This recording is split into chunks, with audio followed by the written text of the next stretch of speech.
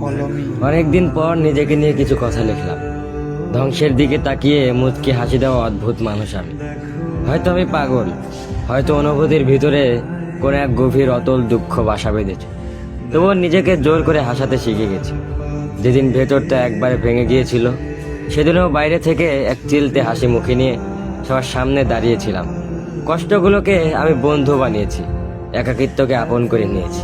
মানুষ ভাবে আমি হয়তো সুখী, শক্ত, নির্লিপ্ত, কিন্তু তারা জানে না প্রতি রাত আমার এক একটা লড়াই। নিজেকে নিজেই বুঝিয়ে রাখি তুই ভালো আছিস, অথচ আমি জানি আমি ভালো নেই। ভেঙে যাচ্ছি প্রতিদিন একটু একটু করে, আর এই ধ্বংস হওয়াটাকে যেন ভালোবেসে ফেলেছি।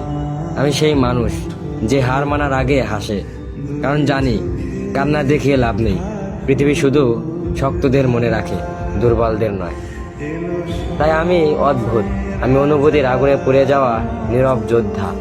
আমার জীবন কোনো সুখের গল্প নয়, এটা নিঃশব্দ বিপ্লব, যেখানে হাসির আড়ালে লুকানো থাকে হাজারো না বলা কথা, ভাঙা স্বপ্ন, হারিয়ে যাওয়া আমি।